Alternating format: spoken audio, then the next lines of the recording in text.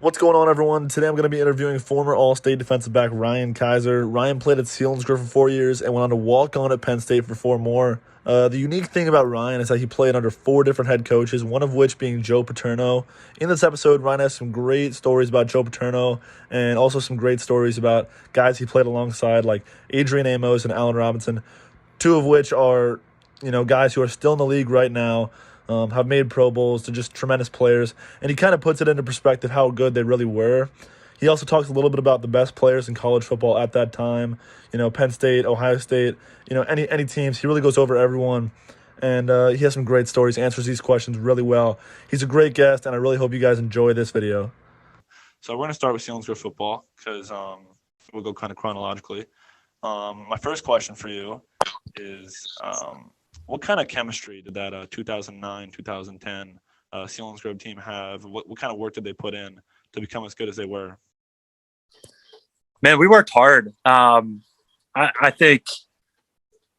I mean, anytime you have success, you gotta put the work in. I just growing up together, speaking from a chemistry standpoint, just being able to play with the guys that you grew up with. I think there's just something to be said about that. That's just you don't really get that anywhere else other than high school sports. And it's kind of like the pinnacle of that. Playing that highest level where you grow up with your the people you play with, and there's just something fun about that. I don't know if the atmosphere is like different these days, but I know back then the two-a-days, we had those two-a-days, kind of feel like adversity. We went through adversity together. We were hanging out together in between practices. It was just fun, man. And I remember getting up early and going to the to the SU field house to throw early mornings throughout the winter. One year, before that state championship, I remember if I remember correctly, we were getting there like before school at like 5:30, 6 o'clock in the morning, and we would go run routes. We worked hard at it, man, and wanted to be on the same page and be able to go out there and have fun. I remember some of the coaches saying, that they thought we had a chance, to make a run at it. But it's cool because you don't really believe it, until you're like right in the middle of it. And I remember at a certain point, I'm like, man, I think we could go pretty far with this thing. And I don't know, it was just fun, man. Looking back on it, it's a great memory to have with your buddies. Yeah. Yeah. And as you mentioned, at a certain point, you kind of knew, man, this could really work out. Was there a certain point, like, was there a team that you beat that really kind of told you, man, we could beat some really good teams in this area, maybe win the whole thing? Yeah, dude. I remember we were playing Allentown Central Catholic. I don't know if it was like in the quarterfinals, but it was at Shamokin. And I remember, lining up and playing that first like quarter. I was like, these guys are actually pretty good. Like it was like that, all right, these guys are good. This is going to be a tough team to beat. And I was, I just remember thinking, man, these guys might be like at the same level kind of as we are. We ended up beating them 31-10. I was like, oh man, like we're pretty solid. So I think it was at that point I was like, man, we're a really solid team. Yeah, absolutely. All around you guys had the whole package. Yeah. And a lot of people, I shouldn't say a lot of people, most people probably know that that you were a defensive back, but some people don't know that you played both ways in high school. You played wide receiver too. Yeah. I got right here. I don't know if you know the stats exactly, but 1,100 yards your senior year and a little close to 1,300 your junior year. So was being a receiver, did that help at all on the defensive end? Were you better at reading routes, reading QBs? Did that help at all or no? Yeah, I would think so. I think always DBs kind of get pegged sometimes like they don't have good hands. They can't finish plays or go up and play the ball like a receiver can. So I think, from that point, just ball skills is important from the defensive side of things. But yeah, also just understanding route concepts and, understanding how receivers kind of break off routes and, just understanding the game from that side of the ball for sure helps. You see a lot of kind of offensive offensive like players becoming really good defensive coaches too, and a lot of good defensive players end up becoming good offensive coaches. So that kind of says something there. Just understanding the other side of the ball, what they're trying to do, definitely helps. Right. Yeah, exactly. And my last question for you here, as far as high school goes, and this is one that kind of caught my eye. I was going to ask this first, but I wanted to get a few out of the way beforehand. It caught my eye when I went on Max Preps. You were 158 pounds sophomore year, and senior year, it says that you left around 195. So if I'm doing my math correctly there's 37 pounds added in just 2 years. Can you tell me how you did that? Interesting. Well, that was in high school, you said? Yeah, I got that on Max Preps right here. Wow, I didn't know. That's interesting. Yeah, I don't know, man. I never was like the strongest dude in high school. I mean, I could do some things like physically that were pretty good, like jumping and power clean, stuff like that. But as far as like bench and stuff, like I was never the biggest strongest dude. But I mean, I might have grew a little bit. That obviously helped. And then I don't know, man. I definitely remember trying to gain weight in college. Like I went from like there was times I was like 215, 217 in college, weight wise. So that was, a lot of eating, drinking, drink a lot of water and, just working as hard as I could. Right. Did they put you on a lifting plan or a meal plan once you got to Penn State? Yeah. I mean, we just always ate together, training table we had at Penn State. So like, specific dining hall for football players. And they didn't really put you on a specific nutrition plan unless, like a lot of linemen that needed to gain weight, or some guys that needed to cut some weight. Other than that, they didn't like put you on anything specific. Just wanted to kind of teach the basics and, eat healthy and, have the nutrition bar. Now that's definitely like, there were times when like after workouts, when we were, early on, like Joe Pa years, we were only able to grab like one shake or like one chocolate milk. Like it was real limited. Now it's like you go back in there, they got the whole nutrition bar with the shakes. They get pretty much as they want, like sandwiches in there, like all the time, so it definitely changed a lot when I was at college. The availability of food and, the resources they had. Yeah, these new guys got it good. You certainly Oh, do. they got it good, man. They have no idea. Yeah, yeah, absolutely. So as we get into college things, what I want to know, and what I'm sure a lot of people want to know, is how did you basically end up at Penn State? What did the recruiting process look like for you? Who reached out to you? How did you get there?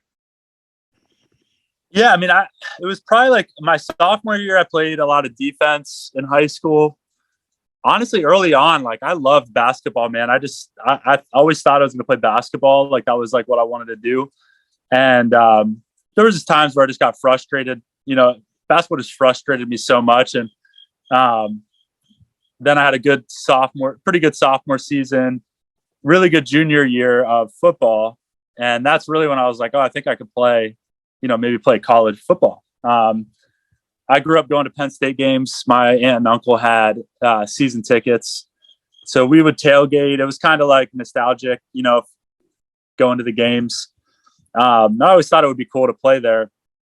But yeah, I went to, I started the recruiting journey with some of my buddies like Corey Briggs, Wenrick, some of those guys, and visited took some unofficials like for juniors,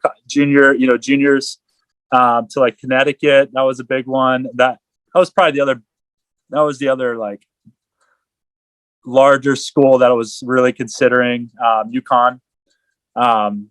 There was a couple of letters that came in early on, but I didn't really show any interest, in those. Like Purdue, I didn't want to go super far. Schools like that. And then you have like the 1AA, like Villanova, some D2 like Westchester. But to be honest with you, I didn't really show much interest outside of Penn State. Early on in my my summer between my junior and senior year, that's really the big year for like camps and stuff. Or at the time it was the big year for recruiting. Now it's earlier. But yeah, I went to a football camp at Penn State, and after the camp, I had a couple coaches talk to me about just being a preferred walk-on. Pretty much offered me to come walk on.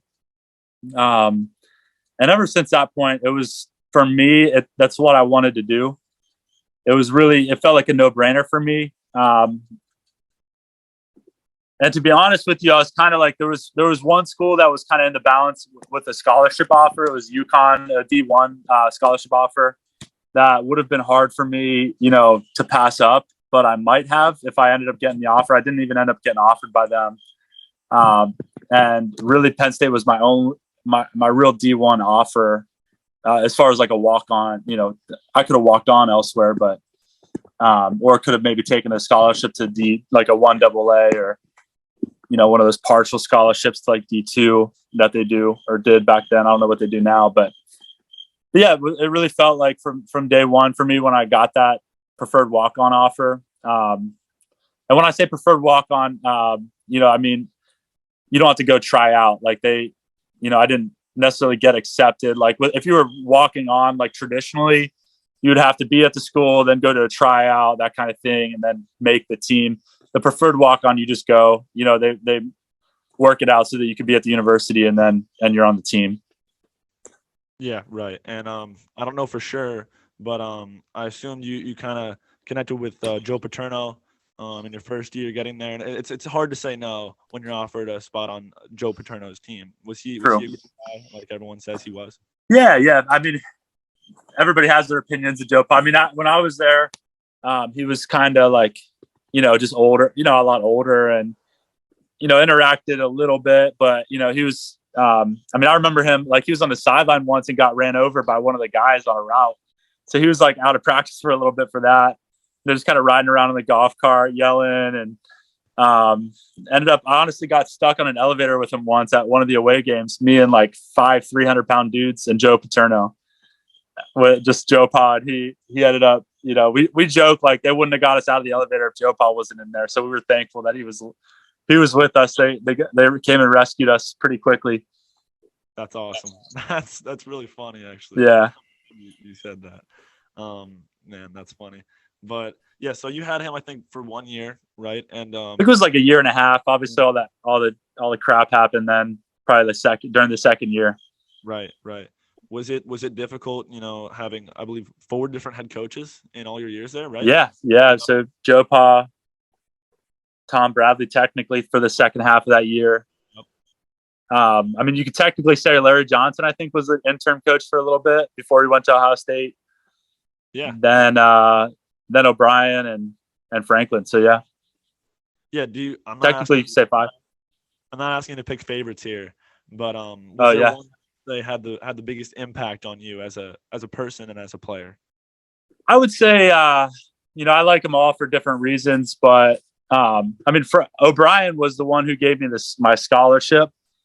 So I think he was there really in like a pivotal time for the program. Obviously, Franklin too, but even for me, like it was a real pivotal time for me because I was like even processing and debating just maybe trying baseball out or something early on there, like my sophomore year, and ended up sticking it out like after all the crap hit, and came back. I actually had a pretty bad injury toward my meniscus. I was out for like 6 months for it, and then I came back and had a decent season, and on special teams and played some defense. And he offered me a scholarship at the end of that season. So that was pretty cool. Just he was always encouraging and, really made me feel like valued as a player, in my role. You felt like he saw like the little things, like the little details that you don't like see, like guys paying attention, guys giving like, he always saw like good body language. Like he loved like when a guy was sitting in a meeting and he would like call people out for just sitting in the meeting and just like, you could tell that you wanted to be there. You know what I mean? Just by your body language. He would always like emphasize that stuff. And I was always a guy that showed that body language. So I appreciated when he called that stuff out. Yeah, absolutely. That's huge to have a coach who appreciates that stuff. It's the nitty-gritty stuff that they can pick out. So we'll start getting more into personal things. Was there a guy in practice that kind of when going from Selinsgrove, a small town, to Happy Valley, what was the difference looking like? Was it a huge jump up? Was it noticeably extremely more difficult than high school ball? Yes and no. I think I just got, you just get smarter as as you grow, like you learn the game. So playing safety, like I just feel like if you're in the right position, you kind of create opportunities. Um, you sometimes don't get noticed because like the ball doesn't always come your way whenever you're like just in good position. The quarterback will kind of look at you and you're there ready to make a play. They won't make that throw. But certainly things like matching up against studs that are going to, are going to the NFL. I remember lining up against Allen Robinson when he was a sophomore. No, he was a freshman. And I was trying to get on like just punt return. I was trying to get out, on the field because I was young still too. And he was just so shifty, and it's like literally impossible to stay in front of a guy one-on-one when he moves like when you can move like Allen Robinson, like he'll just take a step and it's just like his whole body goes one way and he's gone the other way. So he just knew how to maneuver his body in that way. So stuff like that, like staying with guys one-on-one, but just understanding your role and your responsibilities. And, we were always taught really well to like trust our eyes, read our keys, you're doing all those things right. You're going to be in the right place at the right time and you just have to finish. So I wouldn't say it's like significantly harder.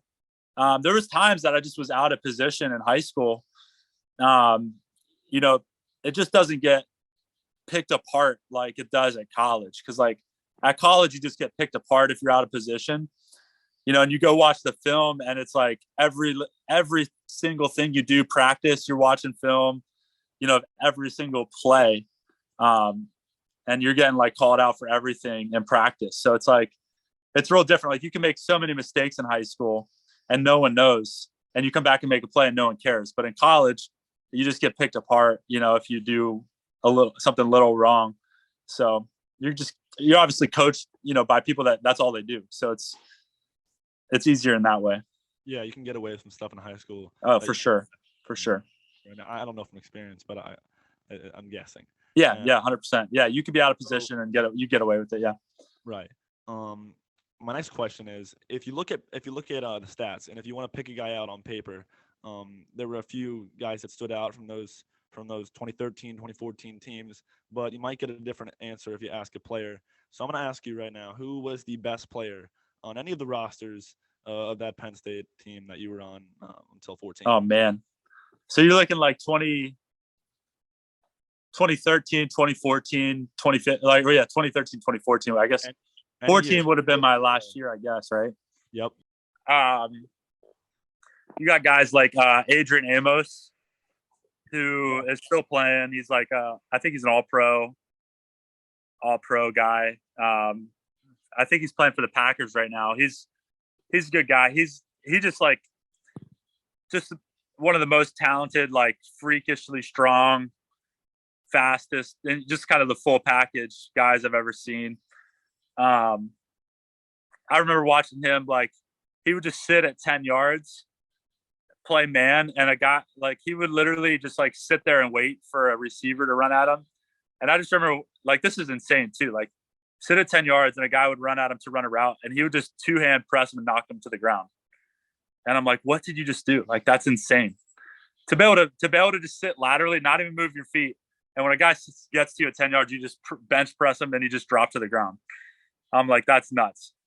I mean, just the ability to have that much strength and also like positioning with your feet, just raw talent. But Mike Hall, he's a guy that played some time, a few years in the NFL for the Dolphins. He was like undersized as a linebacker, but he just did things too, like running sideline to sideline. I remember like being so thankful for him because I would, on the back end, you're running up to make a tackle, and Mike would always like just clean it up right before it got to me, which was always kind of nice. But I'm sure I would have missed a few more tackles if Mike wasn't there to clean it up first. But I was there. I was there ready to make the tackle, but Mike would always just kind of coming out of nowhere and clean it up. Yeah, no, those guys are definitely on a different level. Yeah, having a middle backer like that is a key. Yeah, Adrian Amos is he's still playing for the Packers. Yeah, he was an All-Pro, made a few Yeah. Pro Bowl. Yeah, that guy's a beast. So we'll get out of practice here and we'll start transitioning into game.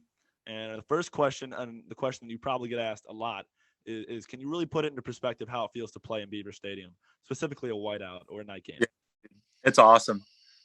Yeah, man. I remember just running out of the tunnel. Like, there's one memory. Like, I remember, I think it was a Michigan game. I think it was actually before like that crazy 4 or 5 overtime game, and that was sweet because I was playing in it. Yeah, there's a couple memories. That was one of them for sure. Just remember the crowd rocking. But when you're in it, like, you kind of just like you kind of more so remember the guys. You know what I mean? And like you remember who you're playing with versus the crowd. The crowd's all fun in moments, and where it's kind of like one of those timeouts, and the guys are like dancing. Everybody's like kind of rocking on the field and like getting the crowd pumped up, like, and it's a good moment. But definitely remember, a lot of the guys like, kind of rallying around each other and just having fun and just coming together as a team and hyping each other up.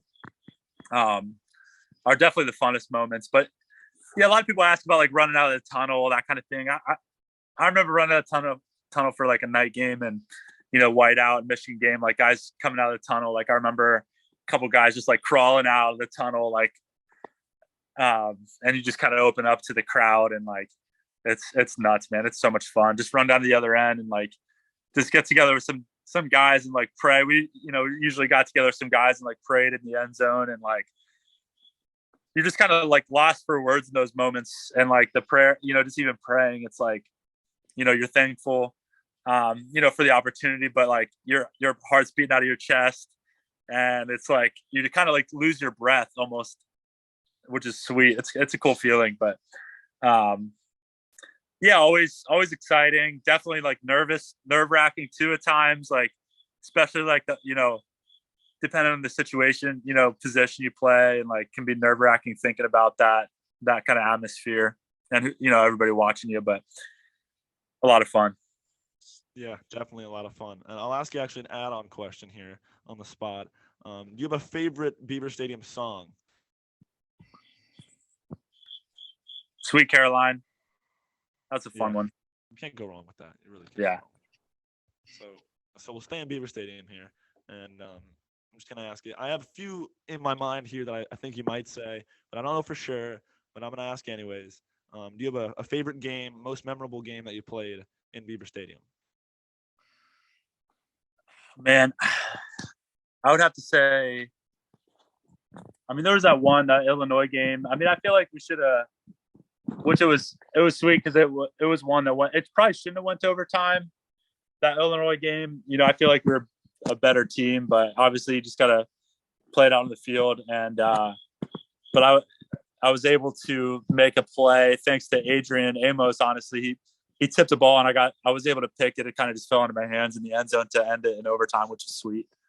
I would say that one or the Michigan game that I was talking about, that 5, I think it was 4 or 5 overtimes. That was fun. I mean, I got to make, I remember Bill Belton scoring the game winning touchdown, I think, but it was fun because there was a couple plays that I got to make in that overtime that I was able to come down and play in the box. They weren't like really big hits, but I was able to come backside a couple times on some runs away and shoot a couple gaps, just remembering some gaps open up and shoot those gaps and get in the backfield unblocked and be able to just kind of get somebody from behind and like just drag him down like in the backfield when he had no room to run. Like there was no hole open up the other way. So just stopping a couple runs early on in downs and then making them kick some field goals. And it's always fun, those field goals where like there's those 4 overtime games, everybody runs to like right behind the field goal and everybody's trying to like kind of throw the kicker off, which is always fun. So yeah, I would say that one and Illinois. Yeah, the Illinois one is the one that I had in my mind. Yeah. You sealed the deal with the pick in overtime. It made for a great picture. There's a great picture on Twitter, you and Adrian Amos. Oh, nice. Going up for that ball. and you came down with it. Yeah, I kind of undercut it. Like the route. I remember repping it. It's crazy how much you rep routes in practice. You really you are set up to make plays in the game. Like you see it.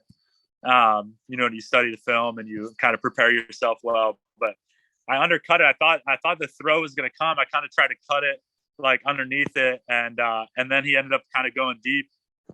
And thankfully, Adrian was there, and they kind of lofted it over. Adrian tipped it, and I was able to finish it off.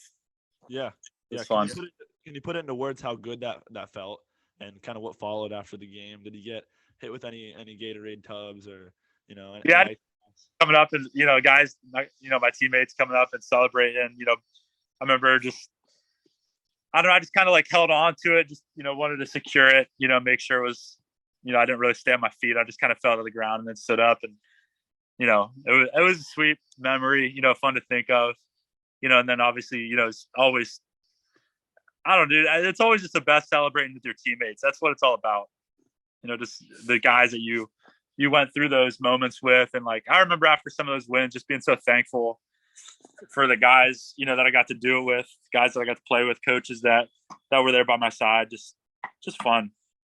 Right. And actually, now that you mentioned that, I was wondering, was there a guy on the team, when you first got there, when you left, that you kind of became really good friends with as your career went on? Yeah. Honestly, so some of the guys that I really started, some of the guys that I really was close with, honestly, a lot of them didn't stick it out. Some of them due to injuries. Like one of my best buddies, he had a back injury, and he unfortunately had to not finish playing. There was a couple guys then, three of my other roommates ended up just staying at college, because we had that basically if you had a scholarship with that the sanctions and stuff, you could just stay at college and not play and stay on scholarship. So I think it was two of my roommates did that, and then one of them was just a walk-on, and he just kind of quit, and then one of them transferred to Florida State. So it was a lot of the guys that I was real close with early on, they didn't end up sticking it out the whole way, which is, I don't know. Obviously, you got other guys on the team, you're boys with, and you're close with. So it was fine, but definitely kind of sucked to, be the only guy in my house that I was living with that was still playing. Everybody else is sleeping in and kind of doing their thing. And I'm getting up, going to early morning workouts, which is hard. Yeah, that stuff is tough for sure. Losing a friend like that. Next question to ask you here, and I'm sure a lot of people want to know. I know I want to know. I want to know who your least favorite opponent was and where your least favorite place to play was, because in college football, sometimes you don't get the best welcomes. Yeah. Oh man. I know a lot of people say Iowa, but I love playing at Iowa. I don't know. I just always felt like we were going to beat the crap out of them when we went there. I always felt like they were kind of a little bit overrated when we played them. Yeah, man, I don't know. Ohio State early on, going to Ohio State, I think we beat them one year. One year we got just destroyed at Ohio State. My least favorite place. That's a tough one. I would say Nebraska, because I don't know. There was I think we only played out there one time. It was real frustrating because there was a call that just was real bad that my buddy Matt Lehman scored. And I think I think I remember it being a bad call. I don't remember if it was we lost the game because of it or what, but I don't know. Nebraska always just bothered me. Plus it was our longest flight, and it was, I don't know, just kind of annoying going out to Nebraska. Okay. Yeah. Those and it was an okay stadium. It's not it's nothing special. I didn't, honestly, Ohio State, for some reason I was always hurt it seemed like I was always hurt for the Ohio State game. My freshman or my redshirt freshman year, sophomore year, I forget what it was. I think my redshirt freshman year we actually beat them. That was like when Braxton Miller was there. They were down that year, and then I don't know. There had to be like 3 years we played them. I don't know if there was a year we didn't, but I think I had like an ankle sprain or something, and then the last time we played them was when I had that real bad injury, and I was in the hospital for that. So that was at home. That's the year we should have beat them that year, but I don't know. Yeah. Anyways, back to your question. I would say Nebraska. Okay. Yeah. I mean, you gave some good reasons, so I can definitely I don't doubt you for a second on that answer. So we got the team, we got the place. My next question is there a certain player who you just kind of said, man, this guy is good, and it kind of just wowed you. You knew he was going to the league. Who's the best player you've seen in all of college football, not just on your own team? Man, there's a guy, Devin Funchess for Michigan. I remember him. Really, just just a big dude. Like I think he's playing for the Panthers, or he was. Actually, kind of switched to receiver. He was a tight end. He was real good. Yeah, there's a play against Michigan that I just hate so much because I was sitting back like their quarterback, Devin Gardner. He was a tough kid, but he wasn't like a real good quarterback. He was just a good football player, and he just launched one to the deep middle of the field, and I was playing deep third coverage and should have just picked it. And Devin Funchess just kind of came on in, and I made a horrible play. It wasn't really Funchess, but he just kind of undercut me and took it to the house. And I was like, oh man, that's like my most regretted play of college football probably. Yeah, but I mean, it wasn't exactly against like a bad player. He went on to have a great pro career. Yeah, that's good yeah. career. But another guy I was actually wondering about, I was hoping you'd say, but maybe I'm wrong. A lot of times I hear that Braxton Miller was just an incredible college player, and yeah, NFL didn't really do him justice. Yeah, no, for sure. I mean, he was insane. I just didn't. I wasn't out there like trying to tackle him because I was on the sideline, so I didn't really get to experience Braxton Miller on the football field. But yeah, he was definitely he was a great college football player. Yeah, just didn't, just some guys obviously just don't translate. They're just like, great college players. And then, obviously like the running quarterback in the NFL it's just tricky. You got to have like an insane mind and, be super calm and obviously be able to throw the ball, as well. And then also be able to run. But yeah, he just didn't translate. And then obviously like he just didn't translate well to any other positions, which kind of sucks for him because he's such a great athlete. Yeah, great athlete. He kind of bounced around between a quarterback and receiver, I'm pretty sure. And he was great at them in college and in high school. I just don't think he could get it figured out in the NFL. Right. Yeah, I don't know. So, hey, if there's anything else you want to tell me about Penn State unrelated to what I'm about to ask you, please feel free to interrupt me and chime in whenever you want. But, all right. We're gonna go on to the. I don't want to hold you here forever. So you're good. Go on to the end of your days at Penn State. I want to know a little bit about the rib injury. It was the rib, right? Yeah. Yeah, it was a broken rib. Yeah, it was a broken rib, and the bad injury was a punctured small intestine. Okay. Yeah, that's what was really bad. The rib was just like kind of minor. Right. How hard was it to kind of come back from that? Was there, kind of a rehab to get back to?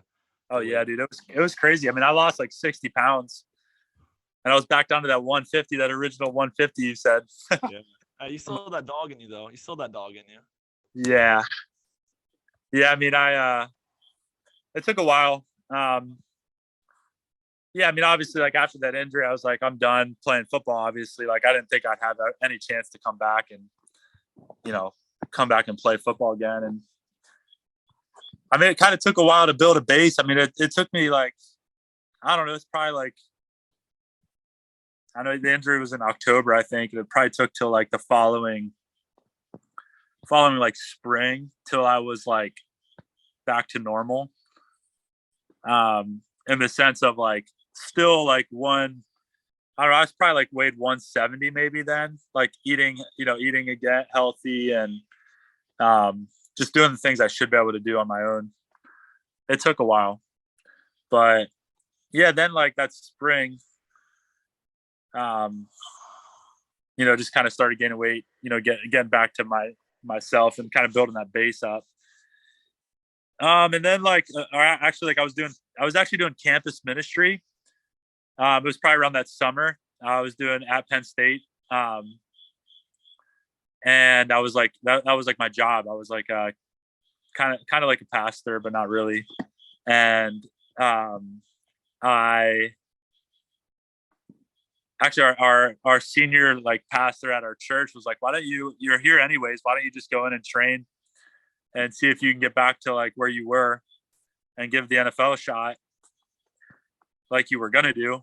It was just a year later, so I was like, yeah, why not? So I just kind of saw what I could do, and I just gradually got trained and got back to my old self and was able to put up good numbers at the following. So I did pro day the following year, which it was a good experience. I'm glad I did it. I did the pro day and was able to get back to my old self and put up the numbers that I could have put up, similar numbers at least to what I could have put up, a year before if I didn't get injured. So that was good. That was a good experience. And, just glad I just got back to normal rather than just like, it's whatever, I'm glad I put that work in to build that. Cause you can lose it. It's crazy, man. Like how much you'll lose it in a day, you'll lose all the work you put in so quick, but it takes so long to build it back. So it's tough. It's frustrating, but just the way the body is. Yeah, and what I could find online on Twitter, on social media, is that the Penn State team, coaches, facility really supported you and had your back during that injury and really welcomed you back with open arms. Is that true? Oh yeah, dude, it was awesome. Yeah, they were so supportive. Obviously cared a lot.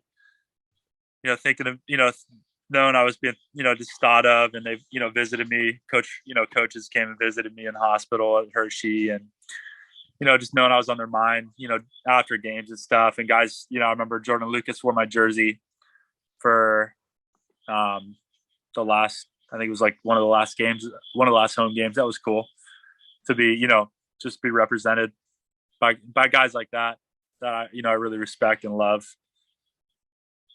Yeah, that's awesome, man. You guys really had a great crew. It was really fun to watch them. I think I'm going to ask you one more question, if that's all right with you, about football, and then maybe a few more just to get to know Ryan Keiser personally. Yeah, dude, for sure. So after your injury, you did say that there was a long recovery process, rehab, and you eventually got there. You ended up going to the pro day, and Yep. I actually have your numbers right here. Do you remember your numbers, or I can read them out to you, or you want to take a guess? I don't, dude. Honestly, it's embarrassing, but yeah, dude, I remember. You remember? Yeah. Okay. So what was your vertical then? 37.5. Yep, you got it. Okay. How about the broad jump? 11 feet 1 inch. Yep, you got it. How about your 40? This is important. 4.49. There you go. And the pro agility. Remember that? That one, I don't know, but I'm gonna guess like 4.1. 4.28 is what I have here. Oh, that's slow. Dang. Penn State Twitter page has got me. Nice. Did they have you do a shuttle run? Did you do that? No. The combine usually you just do like that 3-cone. So it's like up 5 yards, up back, and you kind of like it's like an L. So you go around it, you turn back, and you finish. That's the agility, the 3-cone. Okay, that's cool. So following the pro day, you got some interest from pro teams. Is that right? Yeah. What I saw here on Twitter is the Ravens kind of reached out to you, let you join the practice squad for a little bit. Is that right? So it was funny. I was actually like sitting in a Bible study because, like I said, I was doing a campus ministry, and I was sitting in a Bible study, and the Ravens called me, and obviously I'm like stoked to have a chance. I don't know how much of a chance it was, but yeah, they gave me an opportunity to come to rookie minicamp. So like just a bunch of rookies come out, so it's like the drafted guys, undrafted guys, and they bring in some guys. It's kind of like a tryout, and they bring some guys in like from the practice squad the year before, and you just go out and play. Like all rookies though, all young guys going out, and you just learn. So I learned an NFL defense. I got to play. Made some plays. I was happy with the way I performed, but didn't end up getting a chance to go to camp, which is what I wanted. Is I wanted to get a chance to put the pads on. Rookie minicamp's just helmets. So I didn't really have a chance to show what I had left from a tackling standpoint. And I mean, could be a blessing. I don't know how my body would have held up, being a year out, after that injury. But I really felt like I could have played, which was cool. It was both encouraging and extremely frustrating at the same time, because I still to this day get so frustrated. I think what it could have been like if I would have went to the league, if I didn't get injured. There's definitely a solid chance that I would have had a shot as an either late round or a undrafted. It's probably undrafted free agent kind of deal.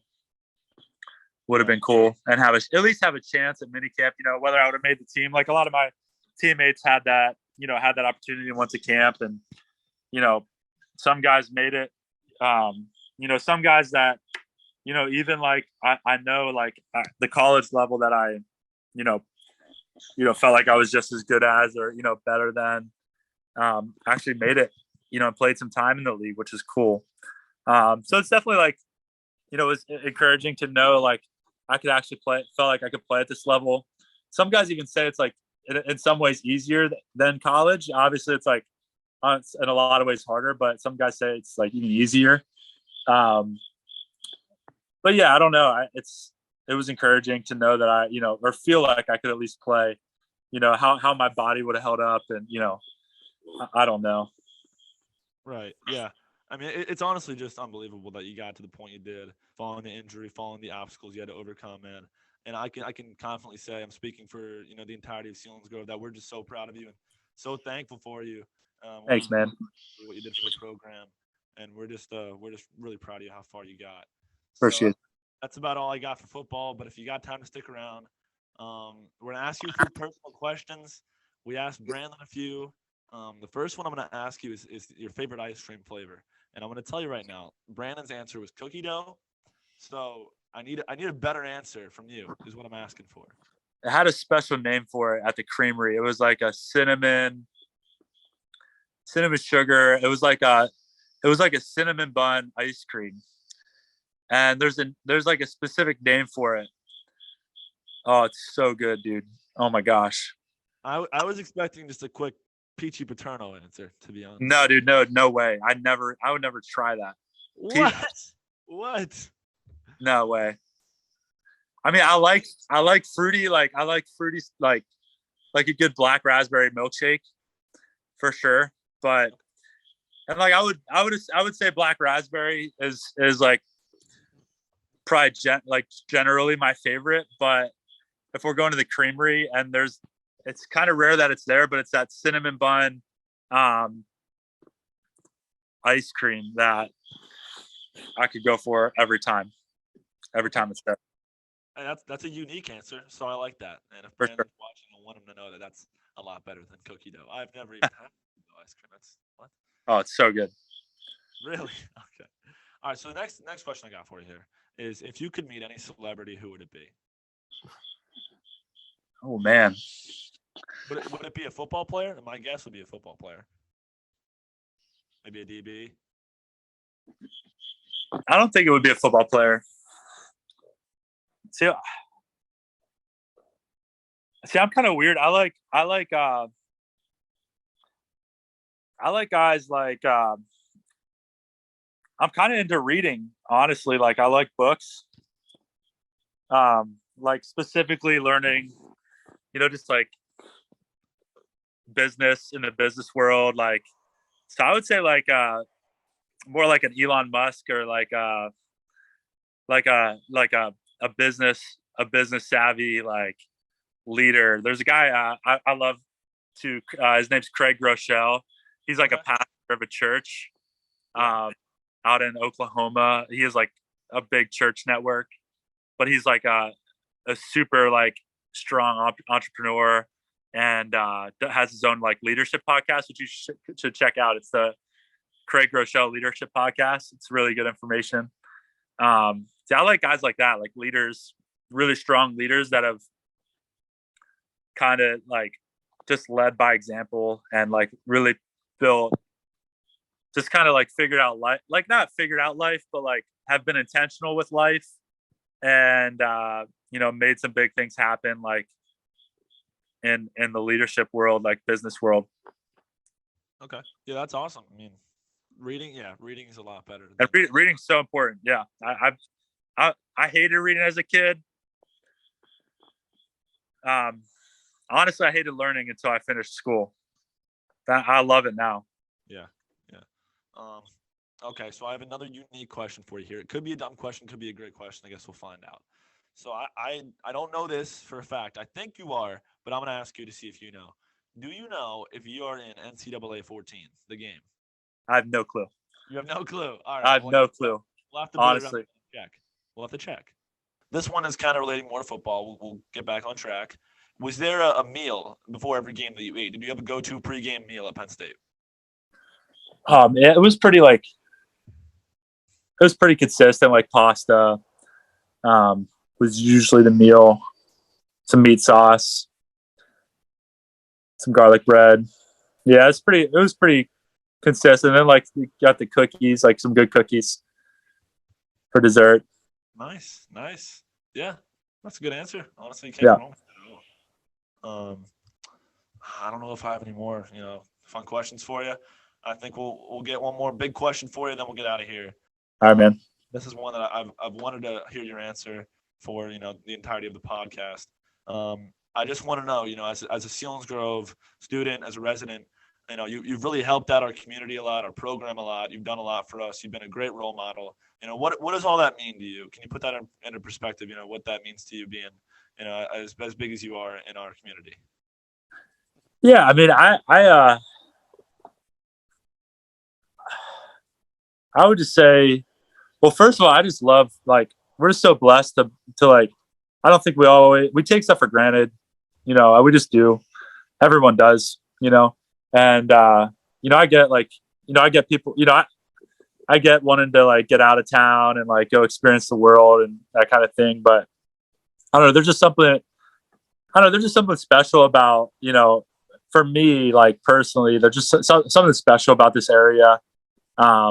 Always wanted to be here and, raise my kids here and have an impact on the community and work with people like you, man, who, playing high school sports and like, just wanted to like encourage you, like not to take things for granted. You get to grow up, in a community that's, semi close knit, like, you got your friends watching you play ball and you're playing with, your friends and, it's not always perfect, but, you'll look back one day and be like, man, I really enjoyed high school sports and I really enjoyed, high school and like, just different, you have memories, like there's good and bad, but like, it's like, if you end on a high note and you have like those moments, you'll look back on it and it's like, oh, that was good.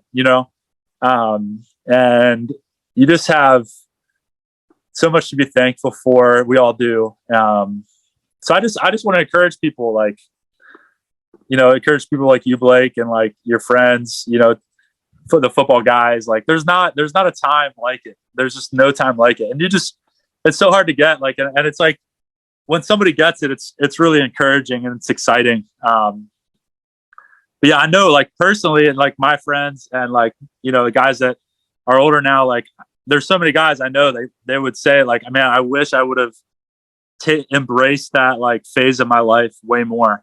I wish I wouldn't have like looked past it and wish I was somewhere else and wish I was in college and wish I was doing this and that. Cause like, I don't know, I feel like high school is a time where you just get to, start, coming into your own a little bit and like start learning about yourself and, face some adversity and, hopefully like, I think the goal is, prepare you for life and, that next step. And it's kind of like that gradual increase of like, freedom and responsibility.